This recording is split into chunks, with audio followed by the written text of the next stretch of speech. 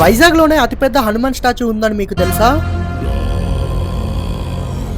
అవునండి, ఈ శ్రీ అభయాంజనేయ స్వామిని దర్శించుకోవడానికి నేనైతే విశాఖపట్నంలోనే ఉన్న సీతమ్మ ధారకైతే వచ్చాను. కొండపైన అయితే మీకు ఈ అభయాంజనేయ స్వామి అయితే దర్శనమిస్తారు. మీరు అలా దర్శనానికి వెళ్తున్నప్పుడు ఎంట్రన్స్ లో చూసుకున్నట్టయితే మీకు హనుమంతుల వారు లంకా నగరానికి ఎలా వెళ్లారు మరియు రామాయణంలో ఏం జరిగిందో కళ్ళకి కట్టినట్టుగా ఇలా పెయింట్ రూపంలో అయితే మీకు కనిపిస్తుంది. అలా ఇంకా పెయింటింగ్స్ అన్ని చూసాక నేను ఇంకా దర్శనానికి అయితే బయలుదేరాను. అవునండి, ఇంతకీ మీకు చెప్పడం మర్చిపోయా, మన అభయాంజనేయ ఒక హైట్ వచ్చేసి అక్షరాల 108 అడుగులండి. ఆ విగ్రహం కిందనే హనుమంతుల వారి గుడి కూడా మీకు దర్శనమిస్తుంది. ఈ గుడి యొక్క ప్రత్యేకత ఏంటంటే, మీరు హనుమంతుల వారి చుట్టూ జై శ్రీరామ్ జై హనుమాన్ అంటూ 5 ప్రదర్శనలు చేసినట్టయితే మీరు అనుకున్న కోరికలు నెరవేరుతాయంట.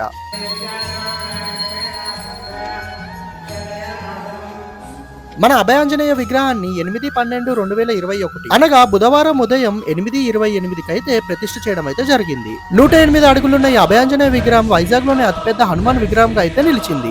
మీరు కూడా ఈ హనుమాన్ విగ్రహాన్ని దర్శించుకుంటారని చెప్పి కోరుకుంటున్నాను. జై శ్రీరామ్.